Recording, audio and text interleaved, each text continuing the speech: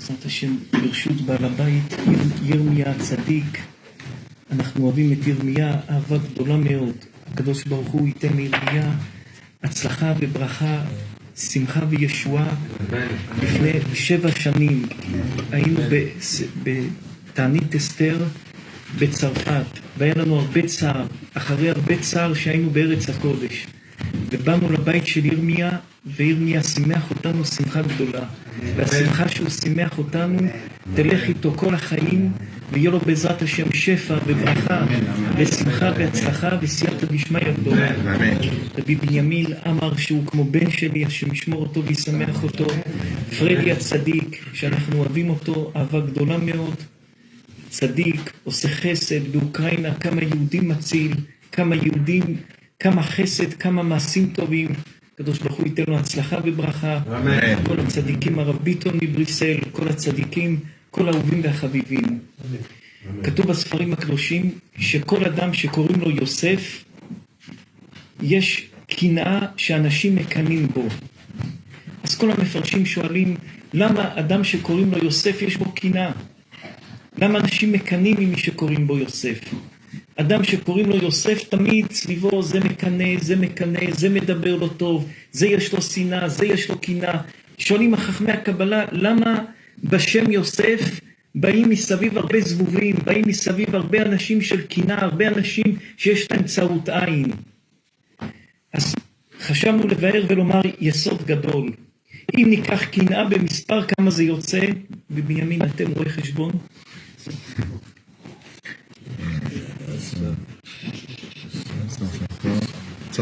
156 זה יוסף. וכמה זה יוסף? 156. קנאה ויוסף זה 156. ומאיפה התחיל הקנאה, מאיפה נולד יוסף הצדיק? התורה הקדושה מספרת, מתי שלרחל לא היה ילדים, ללאה היה 6 ילדים. והתורה הקדושה אומרת, ותקנא רחל בלאה. רחל קנתה בלאה. ובא ליעקב אבינו ואמרה לו, אבא לי בנים, ואם לא מתה אנוכי. אני רוצה ילדים, אם לא יהיה לי ילדים אני מתה. אם כך, מהשורש שיוסף הצדיק נולד, מקנאה שאמא שלו קנאה. מקנאה שאמא של יוסף הצדיק רחל קנתה בלאה. אז משם היה שורש של יוסף מקנאה. ומשום שמשם היה שורש של יוסף מקנאה, וקנאה בגמטריה זה יוסף, לכן בשם הזה הקנאה חזק, ויש קנאה בשם הזה. Le Rav, il pose une question. Il dit que toutes les personnes qui s'appellent Yosef, elles ont énormément de jalousie autour d'elles. Il y a toujours, il a dit, des mouches autour d'elles qui tournent et qui sont extrêmement jalouses. Et il a dit que les sages de la Kabbale, ils posent la question, ils disent comment ça se fait qu'autour du nom de Yosef, autour des personnes qui s'appellent Yosef en général, il y a tellement de jalousie, pourquoi il y a une extrême jalousie? Et le Rav dit, le mot jalousie en hébreu c'est quoi? C'est kin'a. Kin'a, la valeur numérique c'est 156. Et la valeur numérique de Yosef, c'est quoi? C'est 156 aussi. Maintenant le Rav il dit pourquoi tout autour de Yosef il y a la jalousie. Il dit que quand Rachel n'arrivait pas à avoir d'enfants, et sa sœur Léa, elle avait déjà 6 enfants. Et donc, Rachel, elle avait une jalousie en réalité de sa sœur Léa qui, elle, arrivait à enfanter, alors qu'elle n'arrivait pas à enfanter. Donc, en réalité, Yosef, qui est le premier fils de Rachel, il est venu alors que Rachel, elle-même, elle exprimait ce sentiment de jalousie. Donc, dans la racine de Yosef, avant sa naissance, il y avait cette jalousie. Et c'est ça, ce qui a fait que Yosef, lui-même, dans son nom, en réalité, il y a de la jalousie autour. ואנחנו רואים שיש 2 סוגים של קנאה בתורה. יש קנאה אחת שעליה המשנה בפרקי אבות אומרת, הקנאה, התאווה והכבוד מוציאים את האדם מן העולם. אדם שיש בו קנאה ותאווה וכבוד, החיים שלו הם לא חיים, הוא כמו מת. זה למות כל רגע. למות פעם אחת זה יותר טוב מלמות כל רגע.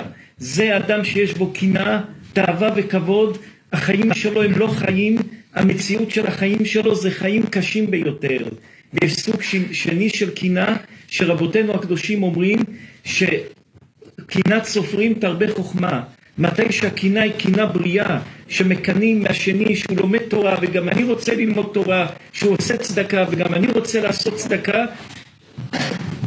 זה קינה טובה, שעליה נאמר קינת סופרים תרבה חוכמה. ואדם צריך להיזהר.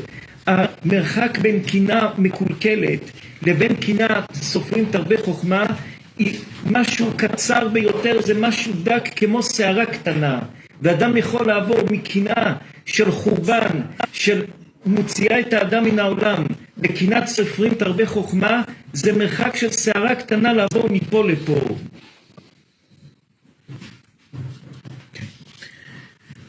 Le Rav, il dit qu'il y a deux jalousies, il y a deux formes de jalousie. La première forme de jalousie, c'est ce qu'il a dit, Akina, Ve'atahava, Ve'akavod, Motzim et Adam min ha'olam, c'est-à-dire que la jalousie, le désir et l'honneur, c'est des choses qui sortent de la personne du monde. Il a dit que cette jalousie, c'est bien entendu une mauvaise jalousie, et une personne qui vit comme ça, dans cet état d'esprit de jalousie, de mauvaise jalousie, il dit c'est pire que la mort. Cette personne, elle meurt à chaque instant parce que elle vit extrêmement mal à chaque minute ce sentiment de jalousie qu'elle a envers les autres. L'autre sentiment de jalousie, qui est un bon sentiment de jalousie, c'est kinat sofrim tarve chokma.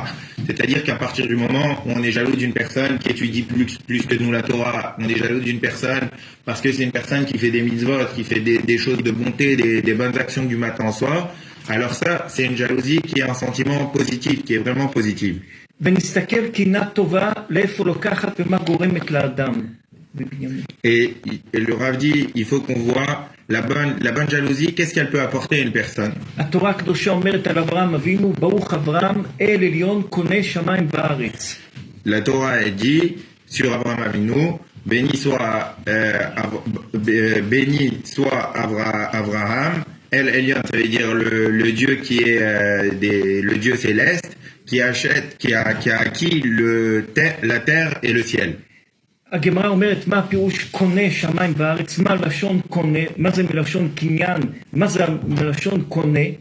Alors la Gemara elle pose la question, elle demande c'est quoi qui a acquis le ciel et la terre.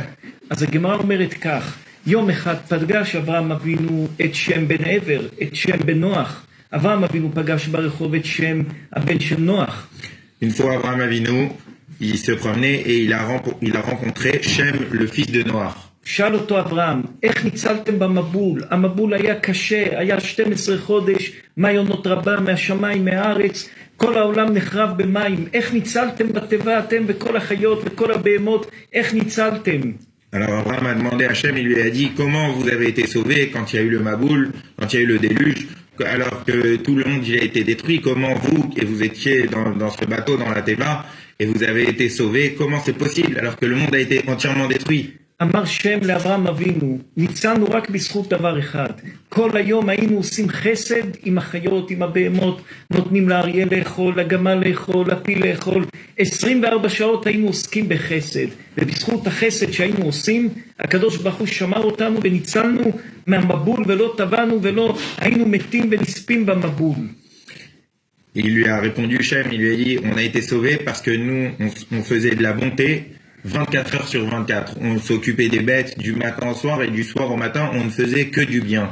Et à partir du moment où on ne faisait que du bien, donc c'est ce qui nous a permis d'être vraiment sauvés de ce déluge. אמר אברהם אבינו, אם לתת אוכל לחיות ועוד לחיות טמאות ולבהמות, זה מביא את האדם להינצל ממבול, קל וחומר אם אני אתן לבני אדם לאכול, ואני אקרב אותם מאלוקים, שאלוקים ייתן לי טוב. מיד הלך אברהם אבינו, בנה אוהל עם 4 דלתות, והתחיל לתת לכל העולם לאכול. Abraham Avinu, qu'est-ce qu'il s'est dit? Il s'est dit, si une personne qui donne à manger à des bêtes sauvages et à des animaux impurs, il a eu ce mérite d'être sauvé alors que le monde entier a été détruit. Il a dit à plus forte raison si une personne, elle commence à donner à manger à des êtres humains et elle les rapproche d'Akadosh Baruch Hu, à plus forte raison qu'Akadosh Baruch Hu, il va lui donner que du bien. Et c'est pour ça qu'à ce moment-là, Abraham Avinu a décidé de construire une tente avec 4 portes, avec 4 ouvertures, pour pouvoir vraiment inviter un maximum de gens et rapprocher un maximum de gens. אז רואים אברהם אבינו עמוד החסד, הרגל בכיסא של אלוקים, הרגל בכיסא הכבוד עמוד החסד. מאיפה הוא למד את החסד? מקינת סופרים שהוא למד משם בן נוח. Et donc, Abraham Avinu, lui, c'est le pilier dans le siège céleste où il y a 4 pieds. Lui, c'est le pilier de la bonté. Il dit comment il a comment Abraham Avinu il a eu ce mérite d'être le pilier de la bonté par sa jalousie de Kinat Sofrim, cette bonne jalousie qu'il a eue envers Shem, le fils de Noach, qui lui-même avait fait de la bonté autour de lui. Et on voit comment la jalousie, des fois, elle peut être dangereuse et comment elle peut être vraiment pas normale et pas simple et vraiment dangereuse. האדם הגדול ביותר בהיסטוריה שהיה ליהודים זה משה רבנו. עלה לשמיים, הוריד את התורה, הוריד את המן, קרע את הים, הביא 10 מכות בארץ מצרים. זה היהודי הגדול שהיה בהיסטוריה של היהדות. משה רבנו לא קם כמשה, משה היה הדבר הגדול שהיה בהיסטוריה של היהדות. L'homme le plus grand homme de l'histoire juive, c'est qui? C'est Moshe Rabbeinu. Il a dit Moshe Rabbeinu, c'est lui qui a fait s'abattre les 10 plaies sur l'Égypte. Il a fait descendre les tables de la loi. C'est qu'il n'y avait pas comme Moshe Rabbeinu. C'était vraiment lui qui est monté le plus haut au niveau céleste dans toute l'histoire juive. מתי שמשה רבנו הגיע הזמן שלו למות מן העולם, משה רבנו הגיע לגיל 120 שנה. Quand Moshe Rabbeinu est arrivé le moment où il devait donc quitter ce monde, il avait 120 ans. משה רבנו ביקש מהקדוש ברוך הוא, העברנה ויראה, אני רוצה להיכנס לארץ ישראל, לקיים את המצוות התלויות בארץ ישראל. Moshe Rabbeinu, donc, il a demandé à Kadosh Baruch Hu de pouvoir rentrer en Israël pour pouvoir faire toutes les mitzvot, toutes les bonnes actions qui sont spécifiques à ceux qui siègent en terre d'Israël. הקדוש ברוך הוא אמר למשה לא. Hachem, il a refusé à Moshe.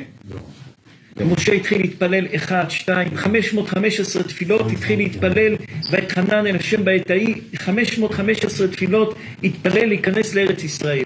Et c'est là que Moshe Rabbeinu a fait 515 prières et supplications à Kadosh Baruch Hu pour pouvoir entrer en terre d'Israël.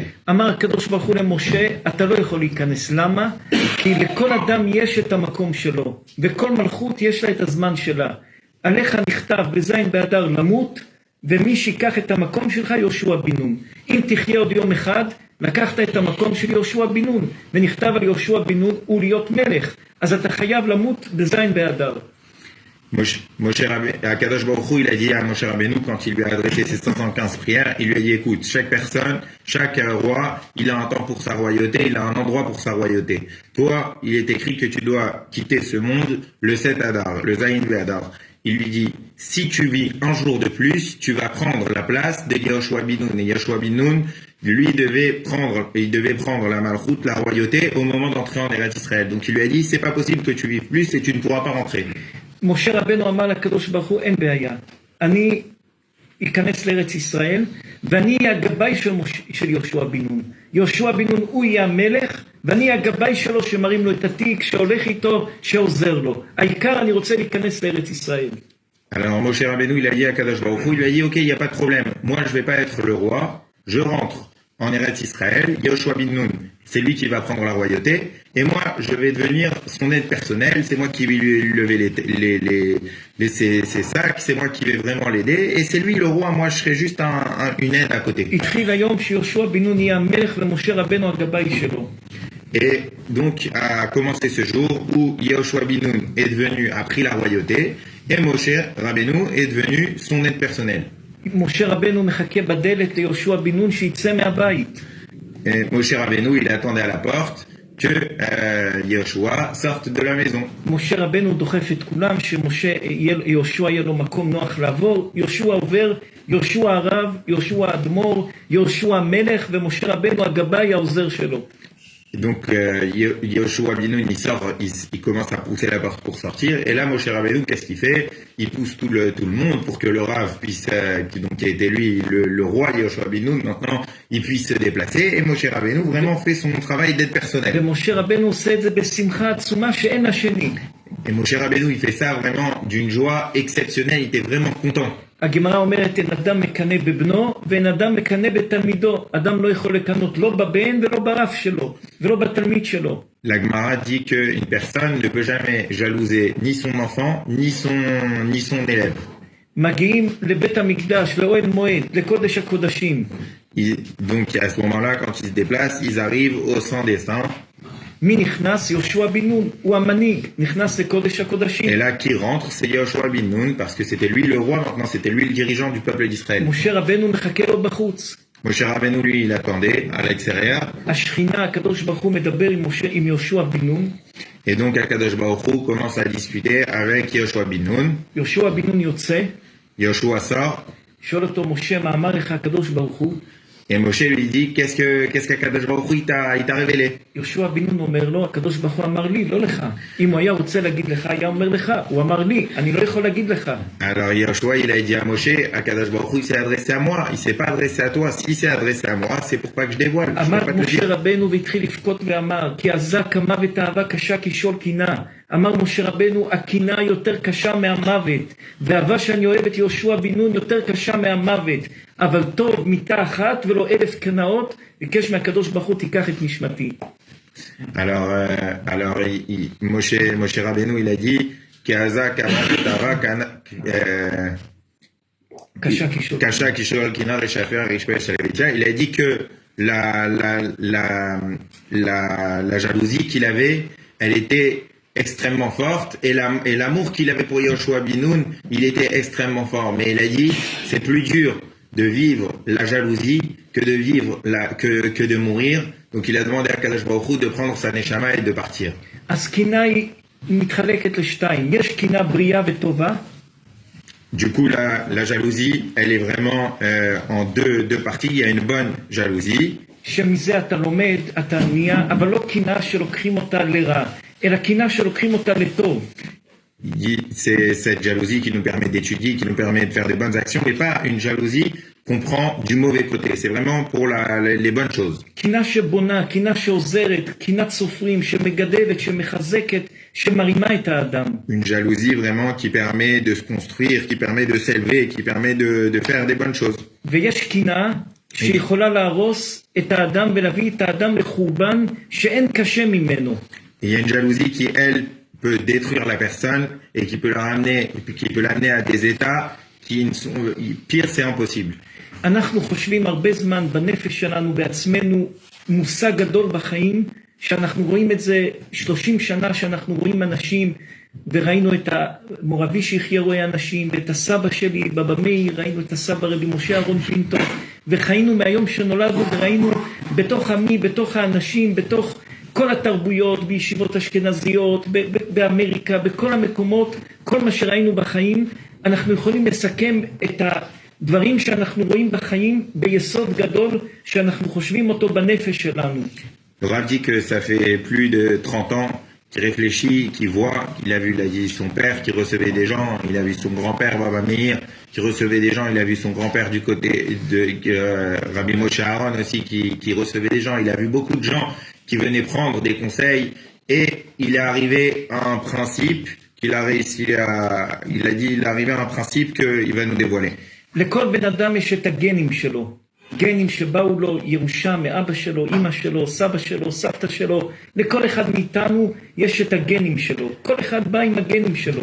Il a dit, chaque personne, elle a ses gènes, elle a son héritage génétique qu'elle a reçu de son père, de sa mère, de ses ancêtres. והגנים, אתה מקבל אותם בירושה, בין שתרצה ובין שלא תרצה. אתה מקבל את זה, זה בא אליך מאבא, מאמא, מסבא, מסבתא, גנים באים לך ברצון או לא ברצון. Il a dit, les gènes, tu les reçois, tu le souhaites ou tu ne le souhaites pas, c'est comme ça vient, c'est de tes parents, de tes grands-parents, ça vient, c'est comme ça, c'est en toi. ויש מצד שני את ההתנהגות של ההורים ואת המשפחה, איך שמתנהגת, שגם זה בא לאדם, זה כמו גנים, אבל גם אדם יורש את התוואים של ההורים שלו, את התוואים של המשפחה שלו. זה כמו ירושה שאדם יורש. יש ירושה של גנים, שזה דבר, גנים בגוף של האדם, ויש ירושה של התוואים ושל ההתנהגות של המשפחה, האבא, האמא, בבית איך התנהגו, הדודים, הדודות, איך התנהגו, שגם את זה, ואת ההתנהגות שההורים התנהגו עם הילדים, גם את זה, יורשים את זה, זה לא גנים, אבל גם זה משהו שנכנס בירושה של האדם. On dit qu'il y a donc en réalité deux héritages. Il y a un premier héritage qui est dans le corps de la personne, ce sont ses gènes. Ça, c'est ce qu'il reçoit donc de ses ancêtres, une façon de se comporter mais qui est génétique. Et il y a aussi la nature des personnes, la nature des parents, des ancêtres avec qui on a vécu. Et cette nature des personnes avec qui on a vécu, ça aussi c'est un héritage. Et ça aussi ça se transmet de père en fils et ça influence la personne quand elle va vivre. כמו בית, שבבית הזה אבא ואמא תמיד רבים, אז זה לא גנטיקה לילד, אבל הילד יורש מההורים שלו לריב ולהתווכח כל הזמן. Le Rav dit comme une maison où les parents se disputent continuellement. Alors il a dit que c'est vrai que c'est pas dans les gènes, mais à partir du moment où un enfant il voit sans cesse ses parents se disputer, lui aussi après il risque de reproduire la même chose, le même comportement. ילד שרואה את אבא שלו כל היום גונב, משקר, צועק, אז זה נהיה כמו גן, זה לא גן, זה נהיה כמו ירושה שהוא יורש, לצעוק, לשקר, לומר דברים לא טובים כל הזמן. Il dit, un enfant qui voit son père, qui vole, qui ment, qui se comporte mal du matin au soir, il a dit, à force de voir ça, c'est vrai que c'est pas un gène, mais finalement, ça rentre dans sa nature et il reproduira ça automatiquement. ויש דברים שאפילו אדם לא יודע אותם. Il y a des choses que des fois, même la personne, elle ne les sait pas, elle sait pas encore qu'elle les a reçues. ואנחנו אומרים את זה כמה פעמים. יש נשים בהיריון שרוצים לעשות הפלה ובאים ושואלים, אומרים קשה לנו בפרנסה, רוצים לעשות הפלה ושואלים דעת רב, לעשות הפלה או לא לעשות הפלה. תמיד אנחנו אומרים להם, גם אם אתם מדברים עם הבעל, עם רב, עם רופא, הילד בבטן שומע את זה. והילד בנפש שלו נכנס כבר בתת הכרה שלו, שלא רוצים אותו. לפעמים אדם חי בעולם ומרגיש את עצמו לא רצוי ולא מקובל בחברה ולא יודע למה, כי מאז שהוא קטן נתנו לו להרגיש שלא רצו אותו, והוא היה ילד שהוא היה נטל במשפחה, וילד שלא רצו שהוא ייוולד לעולם. אז עוד שהוא בבטן נכנס לילד בראש שלו מחשבה לא טובה, והילד הזה תמיד הולך עם משהו חסר בנשמה שלו. זה לא גנטיקה, אבל זה משהו שבנשמה נשאר לילד, ואדם חי חיים שלמים בחוסר ביטחון, או מנסה להראות את עצמו, או מנסה להוכיח את עצמו, או חי בייאוש, כי הקטנות שלו הייתה ילד נטל על המשפחה, ילד לא נוח למשפחה, ילד לא טוב למשפחה. זה לא גנים, אבל הוא יורש משהו לא טוב מהמשפחה שלו. Le Rav dit que souvent, il y a des femmes qui viennent et qui peuvent prendre de conseils parce qu'elles sont enceintes et finalement, elles ne désiraient pas forcément être enceintes. Elles attendent un enfant qu'elles ne voulaient pas, peut-être parce que c'était pas le moment, parce que des fois, elles n'avaient pas les moyens d'assumer financièrement de faire grandir cet enfant. Et du coup, le Rav dit, il faut faire très attention parce que même un enfant qui est dans le ventre de sa mère, un bébé qui est dans le ventre de sa mère, il entend tout ce qui se passe, il ressent tout ce qui se passe, et après, il dit, ça donne des personnes, finalement, dans la vie, qui ressentent des manquements, un manque d'assurance, qui ressentent des sentiments comme ils se retrouvent pas au milieu de leurs amis, ils ont pas d'amis, ils ont des sentiments de manquement toute leur vie. Pourquoi? Parce que dès l'origine, en réalité, à partir du moment où leur mère était déjà enceinte, on leur a déjà fait ressentir dans le corps de leur mère ce sentiment déjà comme quoi on les désirait pas. Il dit c'est pour ça qu'il faut faire extrêmement attention quand on attend un enfant de jamais faire ressentir ce genre de sentiment parce que ça influence toute la vie de la personne. יש שכל ישר ומחשבה ראשונית שאנחנו חושבים בחיים ורואים בחיים, ויש משהו תת נפשי שבתת הכרה של כל אחד ואחד מהקטנות שלו, שגם אם הוא לא יודע ולא זוכר את זה ולא חושב את זה, זה משהו בתת הכרה בנפש של כל אחד ואחד.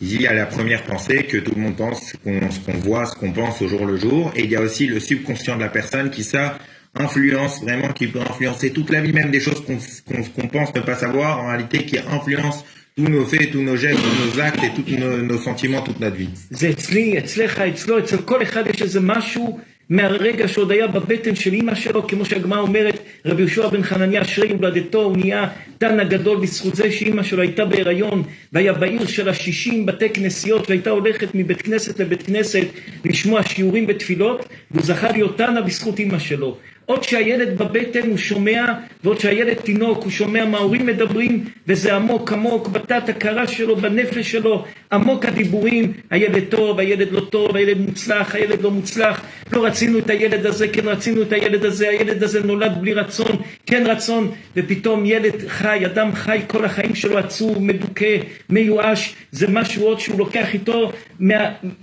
מהזמן שהוא היה תינוק.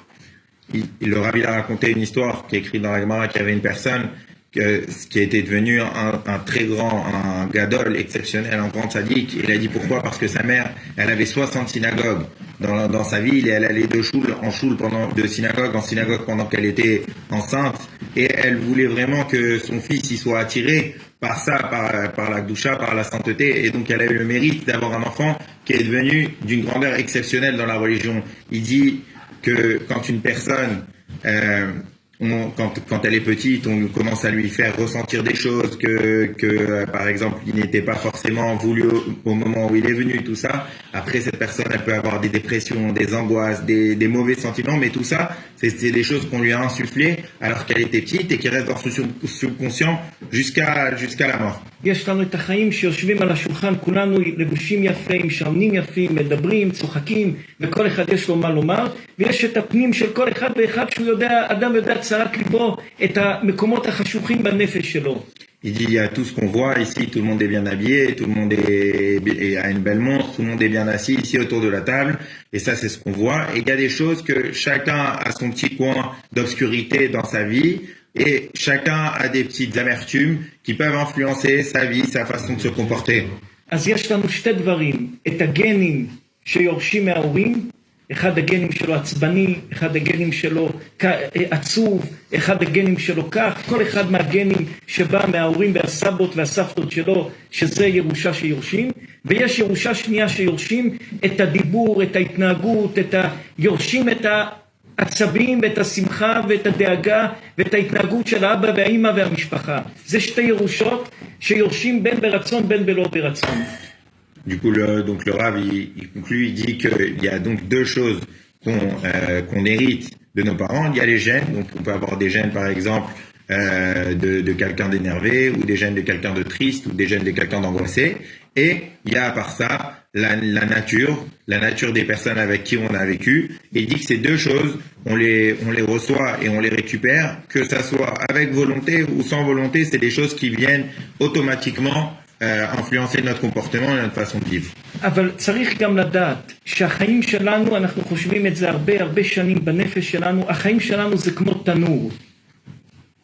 Le Rabbi dit, il faut savoir que notre vie, c'est comme un four. ובתנור רוצים להכין עוגה. Dans ce four, on a envie de préparer un gâteau.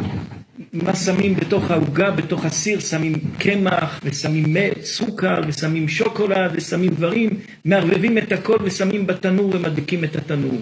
Qu'est-ce qu'on met dans ce gâteau? On met du sucre, du chocolat, de la farine, on mélange tout ça, et après, on met ça dans le four. החיים שלי ושלך ושל כל אחד ואחד זה התנור.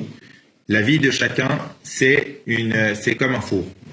בתנור הזה נכנס הגנים של האבא והאמא והסבא והסבתא, ונכנס מה שההורים הורישו לנו בכעסים ובשמחות ובהתנהגות ובמידות, את שתי הירושות, ירושות של הגנים והירושות של ההתנהגות שהם התנהגו.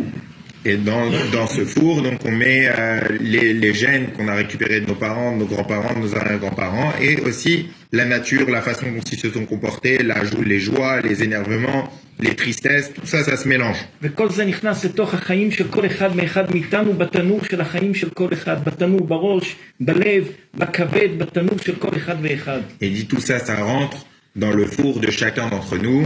Et une fois, c'est le four de la tête, le four du cœur, le four du foie, et tout ça, ça se mélange dans la vie de chacun. וכל אחד איך שמדליק ושם את התנור שלו באיזה חום ובאיזה קור, ואיך מכוון את התנור שלו.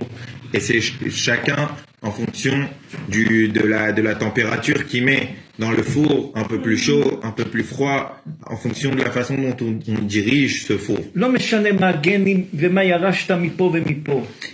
Ça ne change pas ce que les gènes qu'on a reçus et l'héritage qu'on a reçu comportemental. אתה יכול בכל אופן, בכל מצב, לנסות להוציא את העוגה הזאת פחות או יותר נורמלית וטובה שאתה יכול לאכול אותה.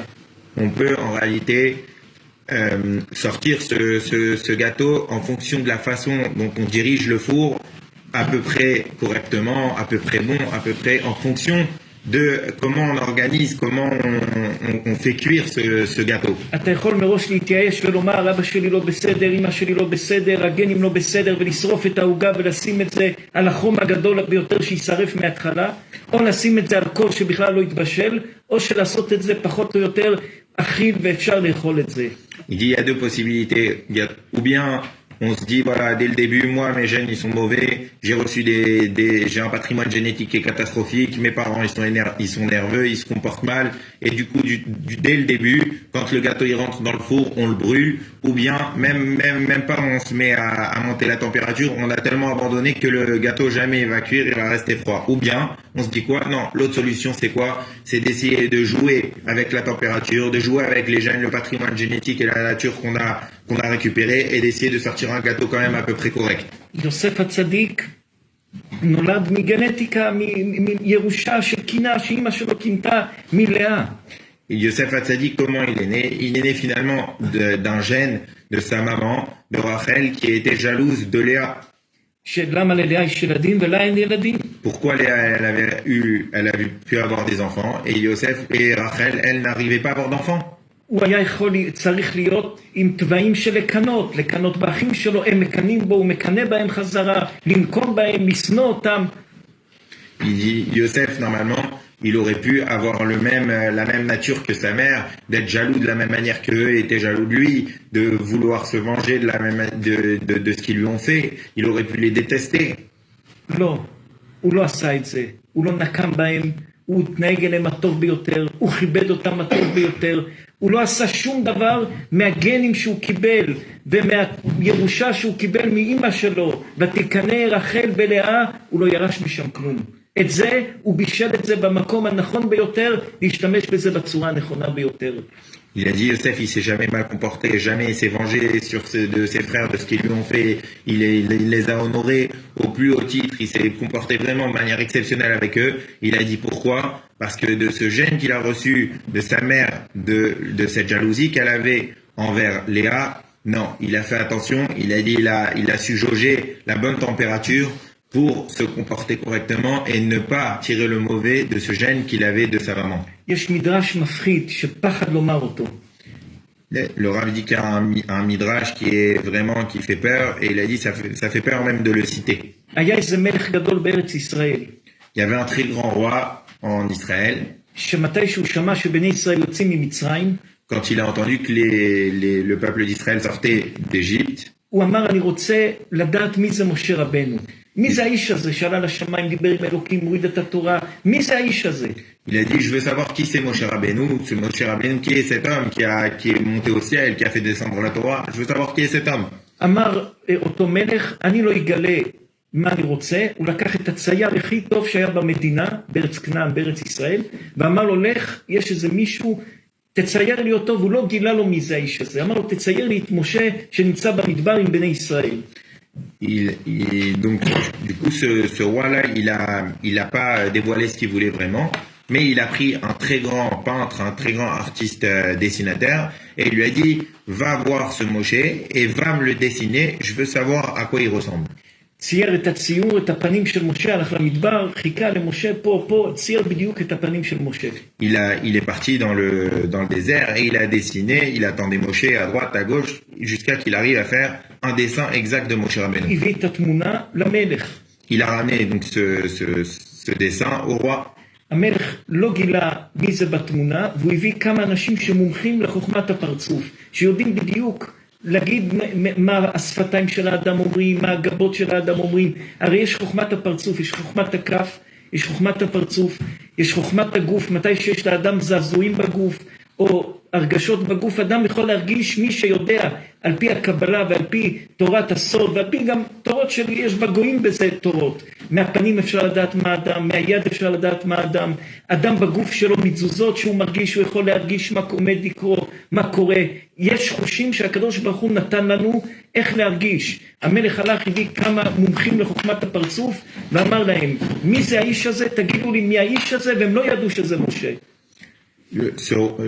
Le roi, donc, il a pris ce dessin et il l'a amené à des personnes qui étaient spécialistes de ce qu'on appelle l'intelligence de la face. C'est-à-dire qu'en voyant la face des personnes, elles arrivaient à savoir cette personne qui elle est vraiment, son comportement.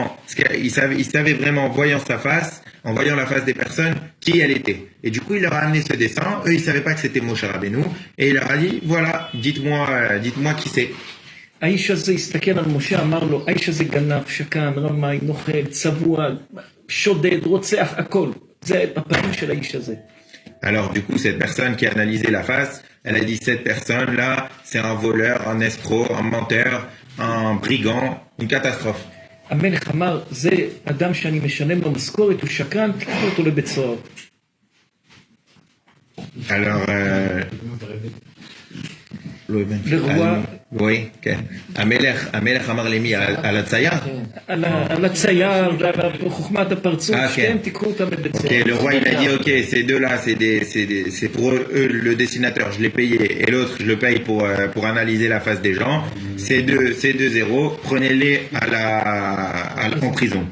שלחו צייר אחר. Ils ont envoyé un autre dessinateur. מצייר בא, מביאים אנשים אחרים, אותו דבר, גנב, שקן, רמאי, צבוע, רוצח, הכל. Il revient avec le dessin, il revient aussi encore une autre personne qui analyse la face, et la personne qui analyse la face, il a dit la même chose, encore voleur, menteur, brigand. אמר, גם הם לבית סוהר, לשלוח 3. Le roi, il les a envoyés aussi en prison, il renvoie la troisième équipe. השלוש גם מצייר, מביא אותם תמונות, גנב, שקן, רמאי, צבוע, הכל. Et à la troisième équipe, il s'est passé exactement la même chose, il a dit aussi voleur, menteur. המלך אמר, אפשר לטעות פעם אחת, פעמיים, 3 פעמים, אי אפשר לטעות. המלך אמר, אני לוקח התמונות והולך לפגוש את משה רבנו. Alors, le roi, il a dit, on peut se tromper une fois, 2 fois, mais 3 fois, c'est pas possible de se tromper. Qu'est-ce qu'il a dit? Le roi, il a dit, je vais prendre ces trois dessins et je vais partir moi rencontrer Moshe Rabbeinu. הגיע המלך למדבר, מבקש לפגוש את משה רבנו, עם 3 תמונות, עם כל הציירים, עם כל האנשים שמבינים בפרצופים. Donc du coup, le roi est arrivé dans le désert et il dit, voilà, je veux rencontrer Moshe Rabbeinu et je veux le rencontrer avec les dessins que j'ai dans ma main, avec les personnes qui analysent la face et avec les dessinateurs. אומר המלך למשה, אתה משה הגדול, איש האלוקים, איש קדוש, עלית לשמיים, ראית את אלוקים, הורדת את המן, תראה מה אומרים עליך. Alors, il lui a dit, le roi, il s'adresse à Moshe, il lui dit, voilà, c'est toi qui es monté au ciel, t'as descendu la Torah, t'as fait descendre la manne sur le peuple juif dans le désert, t'es vraiment quelqu'un d'exceptionnel, regarde, voilà ce qu'on dit sur toi. אמר לו משה אמת, יש לי יצר הרע קשה לגנוב, יצר הרע קשה, כל העבירות שאתה אומר יש לי יצר הרע, כל התוואים שאתה אומר יש לי את זה, אבל אני נלחם לעצור את עצמי בכל הדברים. Alors Moshe Rabbeinu, il lui a répondu, il lui a dit, en réalité, j'ai tous ces Yetzirara, j'ai tous ces mauvais penchants de voler, d'escroquer, tout ce qu'il a dit, c'est vrai. Mais par contre, je les combats du matin au soir. לא משנה מה קיבלת ירושה מהאבא שלך ומהסבא שלך, לא משנה מה קיבלת ירושה. אתה יכול לקחת את עצמך, ועם מה שיש לך, לעשות מעצמך את העוגה הטובה ביותר מכל העוגות כולם. Peu importe ce que tu as reçu dans ta génétique, la nature que tu as eu en héritage de tes parents, de tes ancêtres.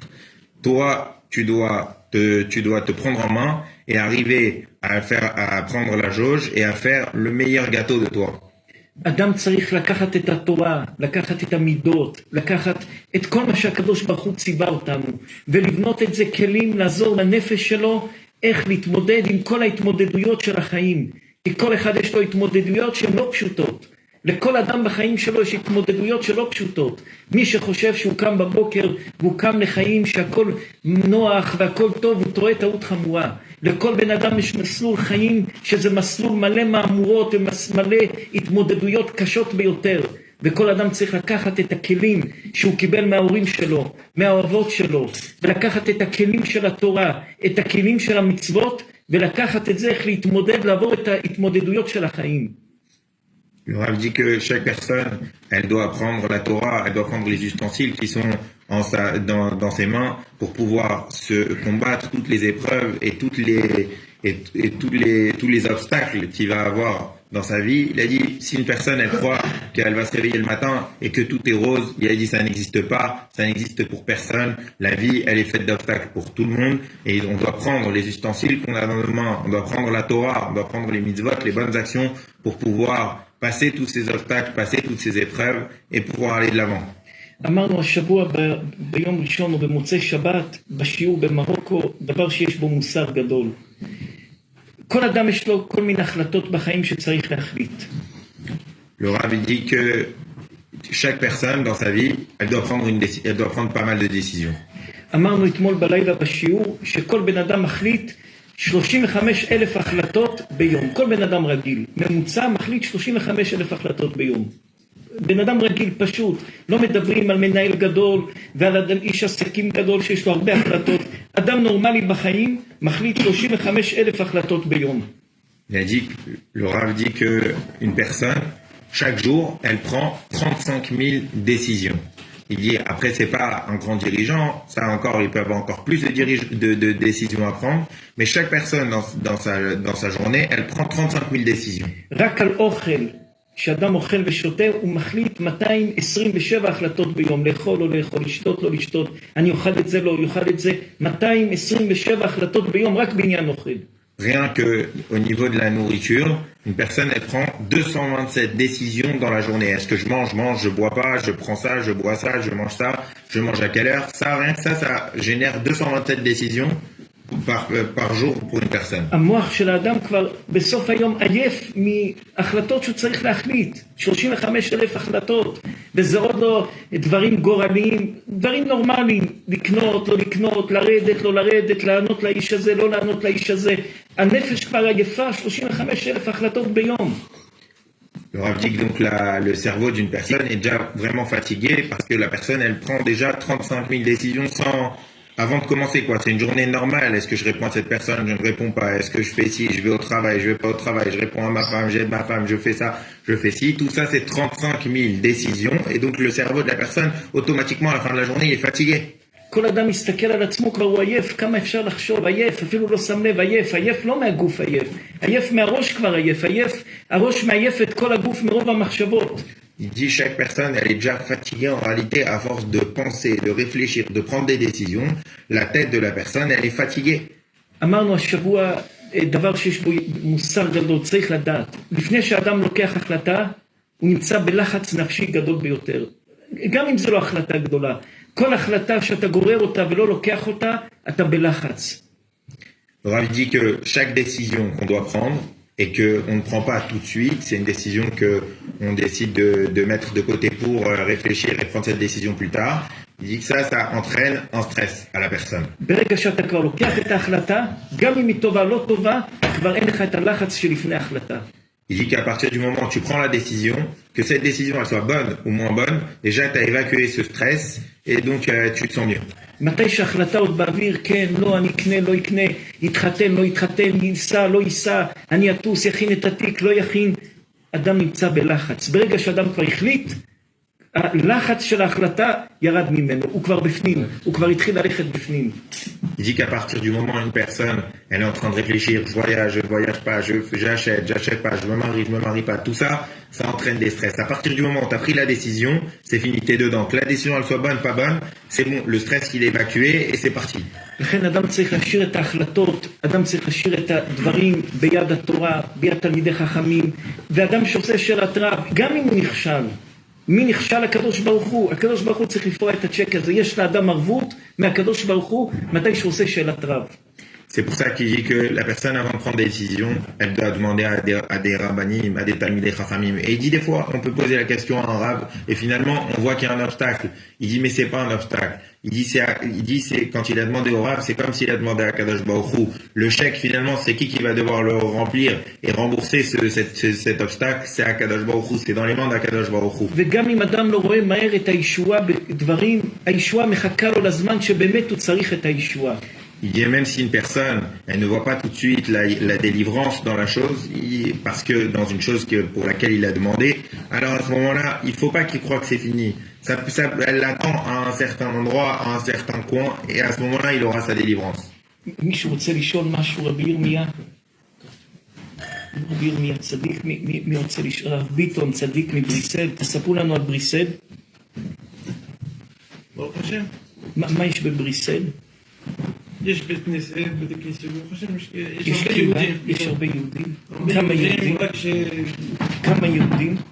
יש בערך 10,000. רק שהם לא... יש הרבה, איך אומרים, אסימיליאציה. התבוללות. כן.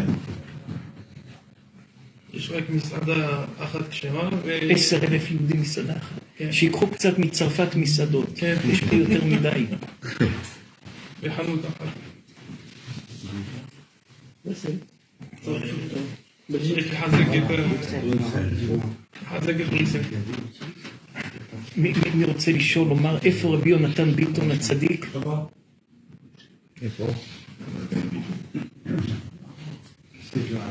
מי רוצה צדיקים עוד לשאול, לומר דבר? בבנימין טוב צדיק. בבנימין אמרנו בשבת דבר מפחיד. כתוב שראובן היה בכור, ויוסף היה בן של רחל. כן. כתוב בספרים הקדושים דבר מפחיד ביותר, שלאה היה לה 6 ילדים, בילה 2 ילדים, זילפה 2 ילדים, ולאה עוד פעם נהייתה בהיריון. ולאה אמרה, יהיה לי 7 ילדים, בילה 2 ילדים, זילפה 2 ילדים, לאחותי רחל יהיה ילד אחד. מה עשתה לאה? מחלוקת. חלק מהראשונים אומרים, התפללה שהבן שהיה לה בבטן התהפך לבת, וזה היה דינה. וחלק מהמפרשים אומרים, האבן עזרא בתוכם ועוד ראשונים, שהעיבור של רחל, של לאה, עם התינוק שהיה לה, עבר לבטן של רחל אימנו. ורחל אימנו, תחילת העיבור היה אצל לאה, וזה עבר לרחל. ולכן איך רחל קרא ליוסף? יוסף היא השם בן אחר, כבכל אסף השם חרפתי. זה לא הבן שלי, איפה תחילת העיבור היה? אצל לאה, רק אסף השם חרפתי שלא יהיה לי ילד אחד ויהיה לי 2. זה פחד. ומתי שבנימין נולד, היא אמרה, בן עוני זה הבן היחיד שיש לי, כי יוסף זה בא מלאה. זה דבר שפחד לומר כזה דבר. זה מובא בראשונים.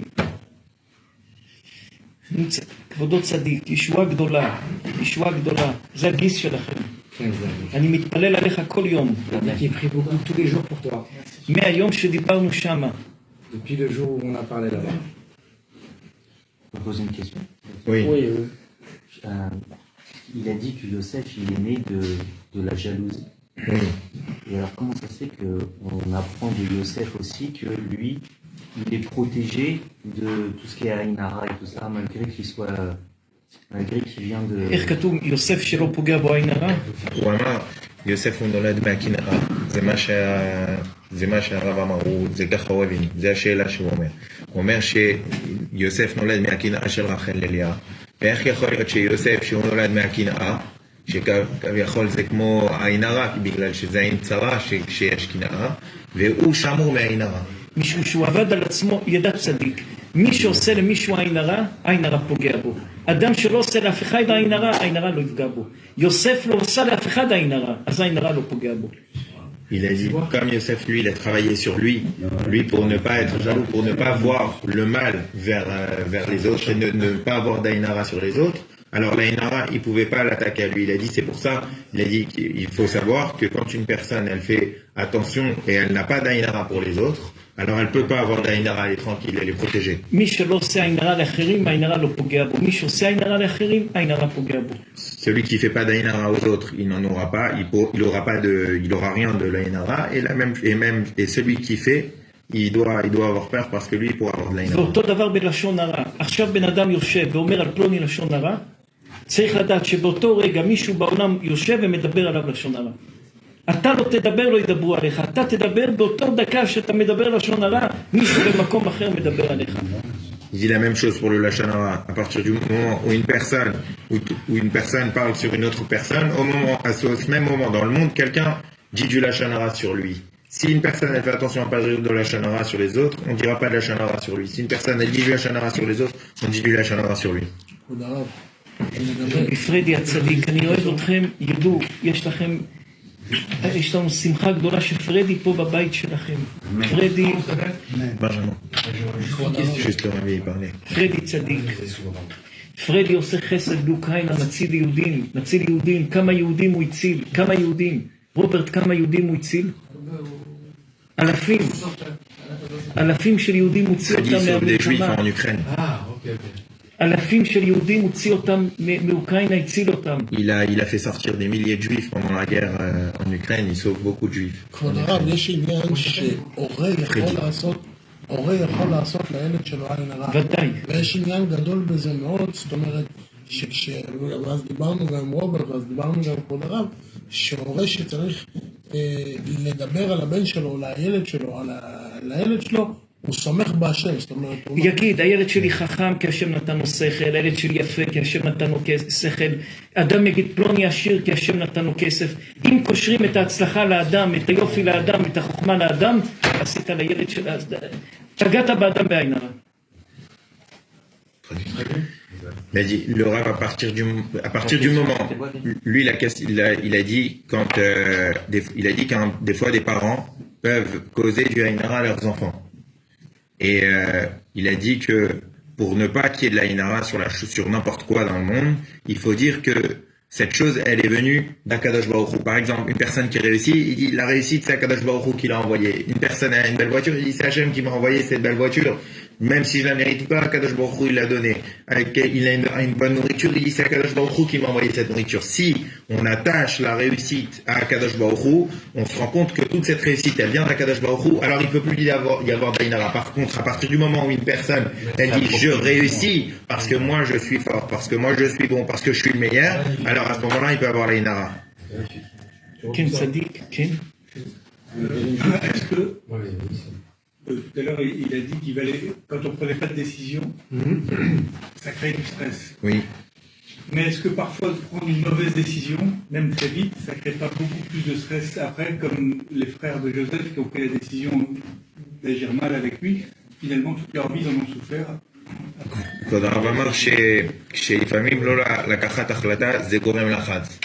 אז הוא אומר, לפעמים לקחת החלטה רעה זה גם יכול לגרום עוד יותר לחץ בגלל גם אם אדם לקח החלטה רעה, לא של טעות, ייסוג ממנה לאט לאט.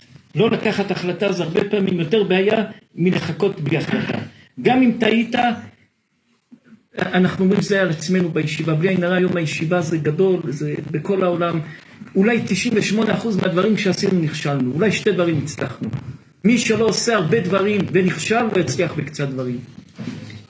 Il dit le Rav, même quand on prend une mauvaise décision, il a dit c'est pas grave parce qu'après on peut arriver à s'arranger avec cette mauvaise décision.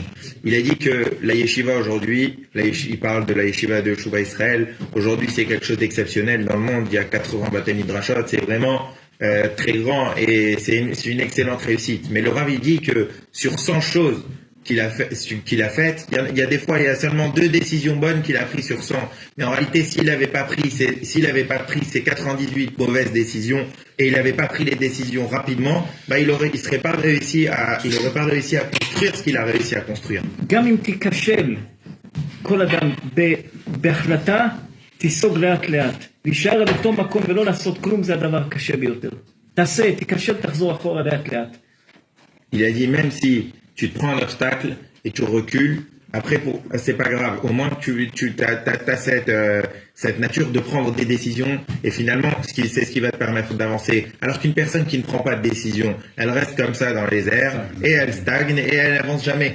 סיפרנו באחד השיעורים, היה פרופסור גדול פעם בקופנהגן, שקראו לו או, ככה קראו. למה? הוא היה נוסע בכביש, מגיע לצומת, אומר, אני אסע ימינה? לא, אולי שמאלה. שמאלה? לא, אולי ימינה. כל צומת שהוא היה מגיע, היה יושב שם 3 שעות או. כל דבר שהיה עושה או, והוא מת עם או בלי כלום. Il a dit une fois, il y avait un grand professeur qui à Copenhague, on l'appelait Oh parce qu'à chaque fois qu'il arrivait à un carrefour, il disait ou bien je vais passer à droite ou à gauche. Et toujours il disait Oh, ça veut dire ou là, ou là, ou là, ou là. Il est mort, il a jamais rien réussi dans sa vie parce qu'il a jamais pris de décision. תיכשל, תתקן את זה, תיסוג לאט לאט, אבל ודאי שאדם נעשה שטויות. אבל אם צריך לקחת החלטות שאתה רואה הכל, זה דבר שהוא הגיוני ודבר שהוא גם צריך להבין מה זה הגיוני. הגיוני זה צריך גם מודד של כל אדם מה זה הגיוני. בשביל אדם אחד הגיוני לשתות בקבוק יין, בשביל אדם הגיוני זה לא לשתות כוס יין. תלוי הגיוני מה זה הגיוני. Il a dit il faut bien sûr prendre des décisions qui sont quand même mesurées. Il a dit bon après chaque personne elle a sa mesure. Une personne, elle va trouver que boire une bouteille de vin, c'est mesuré, c'est réfléchi. Une autre personne, elle va dire non, même une moitié de verre. Oui, si je dois rouler derrière, je vais pas la boire. Il a dit mais dans tous les cas, il faut prendre des décisions. כל אדם צריך לעשות לעצמו איזה מבחן בחיים, מה היכולות שלו, מה הגבולות שלו, וכל אדם צריך לדעת פחות או יותר לעשות איזה שאלון לעצמו, איפה הוא נמצא בחיים ואיפה הוא נמצא במצב שלו. זה לא כולם אותו דבר, לא לכולם יש אותו כוח, לא לכולם יש אותו דחפים, לא לכולם יש אותו מרץ. כל אחד צריך לעשות שאלון פחות או יותר, מה השאלון שלו ומה הקריטריונים שלו, ועל פי זה להתקדם בחיים. Il dit que chacun il doit finalement se fixer des objectifs dans la vie en fonction de ses forces, en fonction de ses faiblesses. Il a dit chaque personne n'a pas toutes les personnes n'ont pas les mêmes forces, n'a pas la même puissance, n'a pas la même intelligence, mais en fonction de ce que la personne ressent en lui, elle doit décider de se fixer des objectifs et de se fixer un chemin. Et en fonction de son objectif, essayer d'atteindre par ce chemin ses objectifs. והרבה זה תלוי בהורים. ההורים יש להם הרבה חלק בכל מה שקורה עם הילדים. Il dit, et beaucoup de ces choses et de la façon dont on va se comporter, finalement, ça dépend des parents. הרבה אנשים מתוכנו באו או מהורים שבאו מעלייה, או מאנשים שבאו מהשואה, או מאנשים שרק נלחמו איך להביא לחם לבית, ואז לא ידעו איך לתת את הכלים הטובים לילדים, אז כולם גדלו מי כך, איך כך, מי גנב כך, מי עשה כך, מי למד כך, והחיים התגלגלו בצורה לא פשוטה.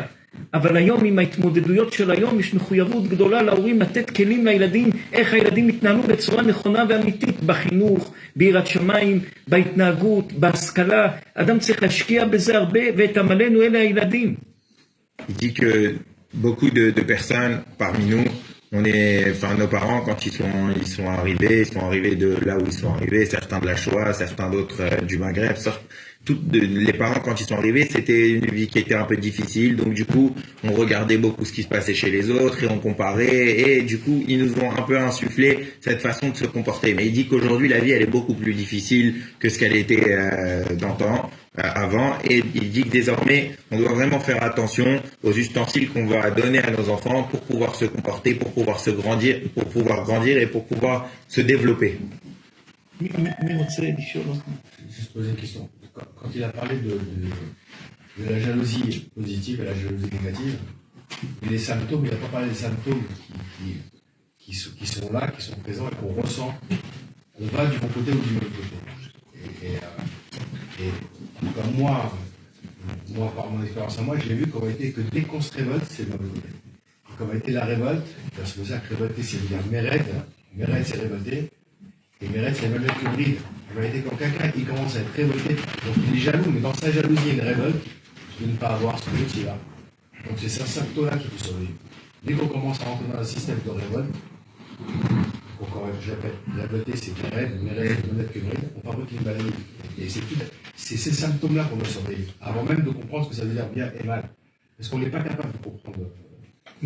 הוא אומר כבוד הרב שהרב דיבר על קנאה טובה, על קנאה לא טובה, אז הוא אומר שהקנאה, הוא אומר איך אפשר לדעת אם הקנאה היא טובה או לא טובה, הוא אומר אם הבן אדם יש לו איזה מרד, הוא מרגיש שיש לו מרד. Vous savez comment dire un symptôme en hébreu? Un symptôme en hébreu. סימן. סימן, הסימן הוא אומר זה האם יש לו מרד. יאמרו שהגמרא אומרת, בית הלל ובית שמאי הם עשו המלחמה הקשה ביותר בש"ס. כל הגמרות בית הלל, בית שמאי, בית שמאי, בית הלל, מלחמה גדולה, כל התורה בין בית הלל ובית שמאי. והגמרא אומרת, הם היו יוצאים מהישיבה, מתחתנים חברים. אם זה לא פוגע בחברות, זה סכינה טובה. אם זה פוגע בחברות ומתחיל להיות אחורה מילים לא טובים ושנאה, זה שנאת חינם. Il dit que dans la Gemara Bet Shammai et Bet Hillel, pendant toute la Gemara, on voit que Bet Shammai et Bet Hillel, ils se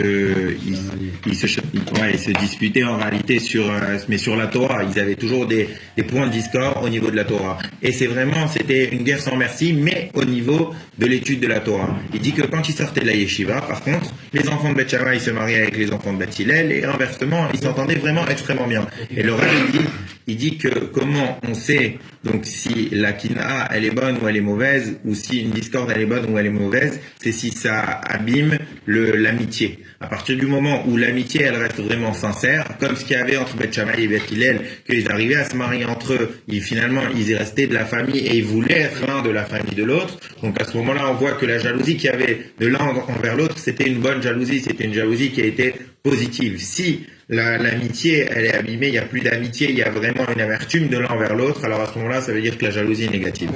Juste un dernier point, on voit que Yosef, par exemple, justement, Yosef, il ne se révolte pas du début jusqu'à la fin. Ouais, c'est ce qu'il a dit. יוסף יכלו לדבר איתו לשלום, והוא כן יכל לדבר איתם. אצלו לא היה את השנאה. אצלם היה שנאה ששנאה חזקה. Il dit que Yosef, oui, comme ce que vous avez dit, Yosef lui, il n'a jamais dit du mal de ses frères. Exactement, il ne ressentait pas de sentiment négatif à l'égard de ses frères, alors que eux, oui, ils avaient un sentiment négatif et ils lui en voulaient, ils le détestaient même. Donc en fait, quand tu es dans une position de révolte, et on voit par exemple que Yosef à la fin, et après tu dis ça va, quand Yosef il arrive à la fin et qu'il voit les deux ministres passer, il voit l'opportunité. Donc on voit que quelqu'un qui est obsédé par ses épreuves et qui est révolté par rapport à ce qui lui arrive, il ne peut plus avoir la bracha parce qu'il ne voit pas les opportunités passer. Alors il dit, הוא אומר שיוסף הצדיק בסוף הוא ראה שני שרים, ואז הוא ראה שיש אפשרות כאילו להיות יותר גדול.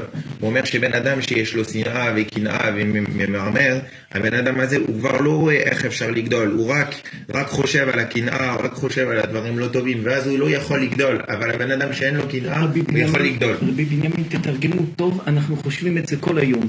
כל היום היה צום, קשה, אסור לנו לצום, אבל אנחנו כיפור נלחמים לצום, ועשרה בטבת זה משקל כמו כיפור, זה אפילו דאורייתא, כתוב שהיום זה יום הדין, עשרה בטבת, הקדוש ברוך הוא עושה משפט היום, אם ייבנה השנה בית המקדש או לא ייבנה. זה היום היה המשפט הזה, עשרה בטבת. וזה, על פי חלק מהמפרשים, עשרה בטבת זה דאורייתא, כמו יום כיפור. Il dit le Rav que donc il va vous répondre, il a pensé à quelque chose toute la journée, il a dit que cette journée c'était une journée extrêmement compliquée pour lui, parce que lui normalement sa santé ne lui permet pas de jeûner, mais il s'est quand même forcé à jeûner aujourd'hui, parce qu'il a dit que le 10 Tevet, il a dit le 10 Tevet c'est de la Torah, c'est un jeûne extrêmement important. Il a dit que c'est un jeûne de la Torah, c'est presque comme Kippour. Il a dit que lui s'efforce de jeûner à Kippour et le 10 Tevet. Pourquoi? Parce que le 10 Tevet, il y a le jugement dans le ciel. Est-ce que cette année, on va mériter d'avoir le troisième Beth Amikdash? חשבנו היום עם עצמנו הרבה במחשבות על החיים. Il a dit qu'aujourd'hui, il a beaucoup réfléchi, une réflexion sur la vie. ובבקשה, כל אחד ישים טוב טוב את המילים האלה בנפש שלו, וגם בישיבה שומעים, מקליטים, אחר כך התלמידים יחשבו טוב טוב מה שאנחנו אומרים עכשיו. Il a dit, le Rav, que c'est important que chacun intègre vraiment ce qu'il va dire et qu'il le garde dans sa neshama, dans son âme. יש שתי צורות, שתי סוגים, איך אדם מצליח ואיך אדם משיג השגות בחיים.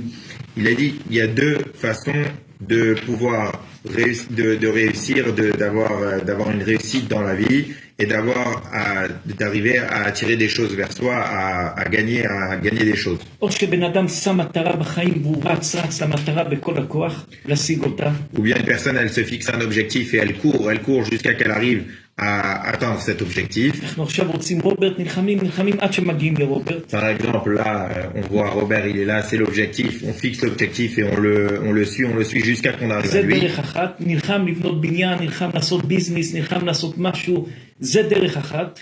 Par exemple, on se bat pour réussir un business, pour réussir à construire un immeuble, et on se bat jusqu'au bout, jusqu'à qu'on arrive à obtenir ce qu'on souhaite. עוד דרך אחת שאדם פוקח את העיניים שלו, נהיה ערני ומתקדם בחיים ויודע לתפוס משהו שהוא לא תכנן אותו והמשהו הזה הוא משהו גדול.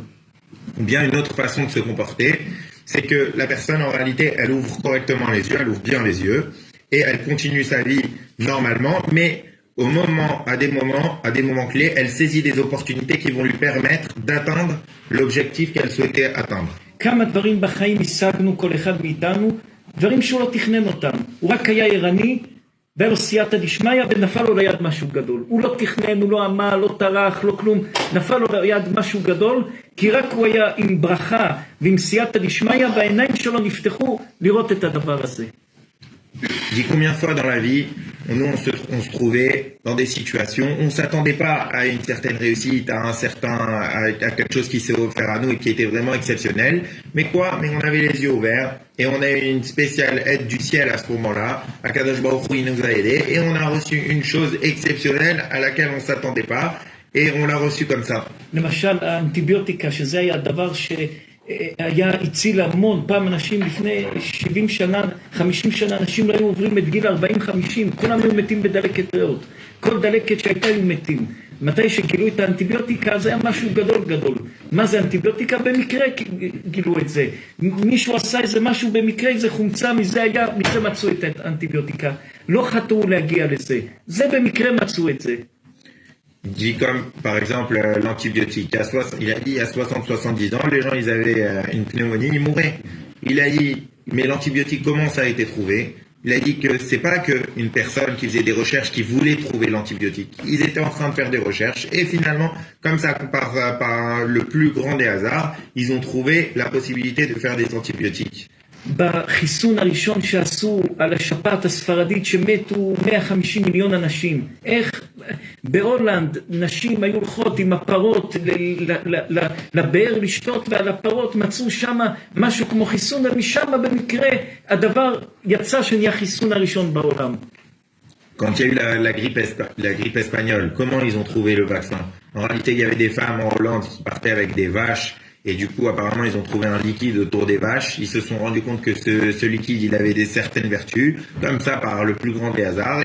Et de ce liquide, ils ont commencé à en faire un vaccin. Et c'est comme ça qu'ils ont sauvé toutes les personnes qui avaient la grippe espagnole. Et c'était par le plus grand des hasards. יש אחד האנשים הקרובים אלינו בניו יורק מאוד, הוא אמר לנו לפני כמה שנים אני הולך למשרד שלי כל יום באותו דרך.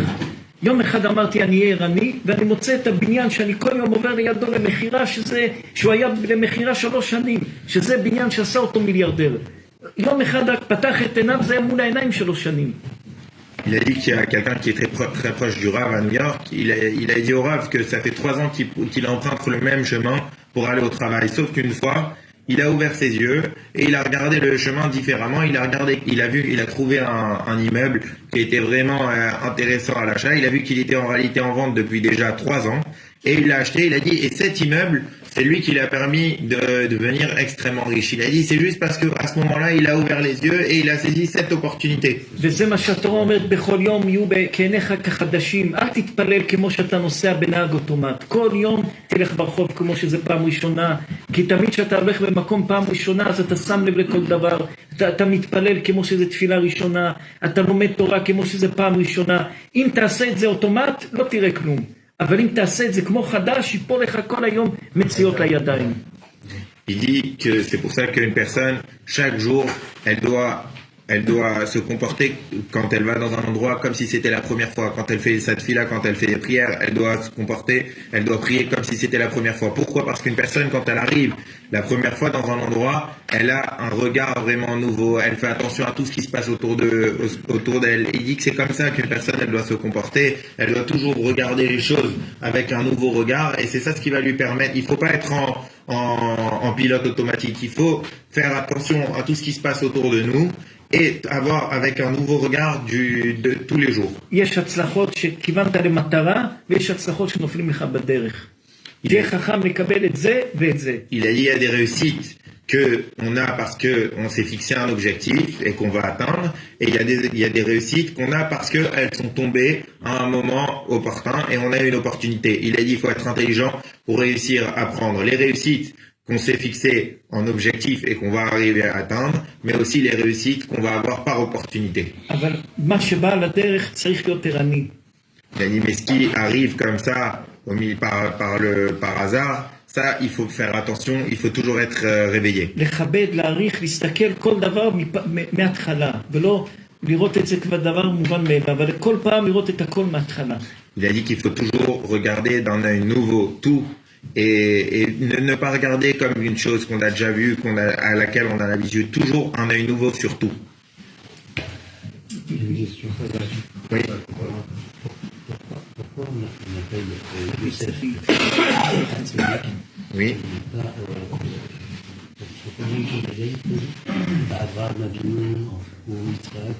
הוא אומר למה קוראים ליוסף יוסף הצדיק ולא אברהם אבינו ולא יעקב ולא כל האבות. כמה צדיקים זכו צדיק, ומי קוראים לו הקדוש, או חיים הקדוש, רבי הקדוש.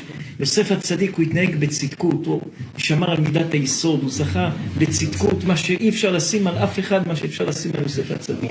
Il a dit parce que Yosef Hatzadik, il a dit il y a quelques tzadikim qui ont eu ce mérite qu'on les appelle tzadik. Pourquoi? Comme Yosef, il a réussi à garder la Midat HaYesod. Midat HaYesod, c'est quand il a eu l'épreuve de la femme de Potiphar et qu'il est resté. Tout ça, Yosef, lui, il faisait très attention à Midat HaYesod plus que tout le monde. Il faisait très attention à son comportement. Exactement. זהו צדיקים? ברוך השם, יביאו יין וברך על היין. רבי ירמיה, אנחנו שמחים בכם מאוד מאוד. רבי בנימין ישיר יפה ותמה. יפה ותמה תורתני נעימה יוכל להעמיק בסודך סודנו נמחיים יפה ותמה תורתני הנעימה יוכל להעמיק בסודך סודנו נמחיים אורלי זרמך בועך תוך קרבי אורלי זרמך בועך תוך קרבי תמיד ידרשו אותך רבים חוקים ומידות עולים את כל ליבות מעליבים נהרים ומתגרים וכבר תשב פוצץ עיניים בעריך עמדתייך ירבון בכל עת תורת אמת מפיך אנו חיים נביאים סוד אלוקים חיים יפה ותמה תורת אמימה הנעימה מיוחד להעמיק בסודך סוד אלוקים חיים. C'est quoi la suite? נטען לסבגיל באוויר, ניתן לסבגיל באוויר בסוד נקודות עם התיבות, כתמים עם אותיות פתוחים אצל תרומות נעלמות אותם נעלמות אורן ימים תומידה בוכים ביגנים ושבעי פנים כולם חונים ילדים הרחבת נרצלה בניין מלך שלם יפרט אמת תורת אמימה ונעימה יוכל להעסיק בסודך סוד אלוקים חיים יום משפטייך איתנים יום משפטייך איתנים כנראה מועלה יונה ושמואלה ורבן על בגרדה מזה ושעק הלכות בסוד ורבי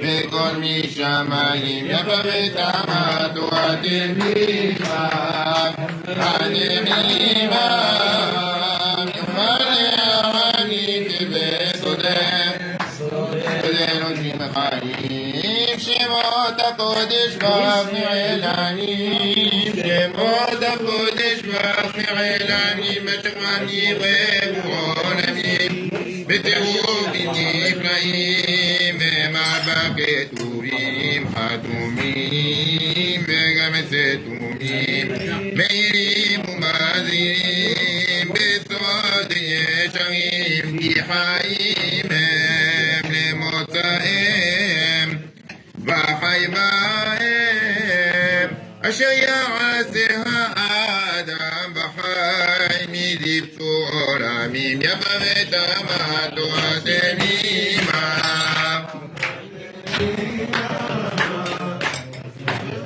יעני כבסודך אלוקים חיים לכו לחמו תמיד בלחמי לכו לחמו תמיד בלחמי בגמידותי קדושה תורה קל וחומר כשורה יפשו גזירה שווה מסורה מפי גבורה כללים אימפרטים תוציא להורה משם יוצאים ארבע נערות כולם אורות בשדים מרמזים נדרשים ותודת נעלמים יפת המתורת מימה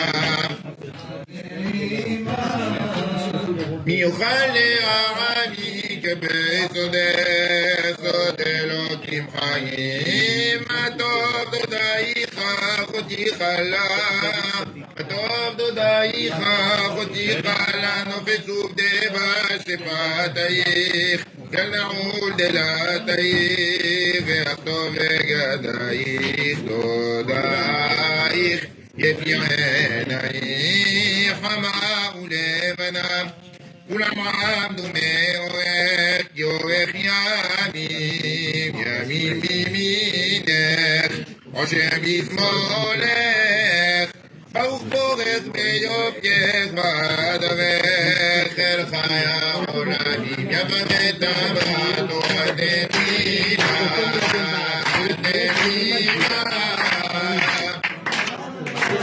אני כבסודך סוד אלוקים חיים אמן. רבי בנימין, תודה רבה, צדיק על הכל. תודה רבה. רבי בנימין, תודה.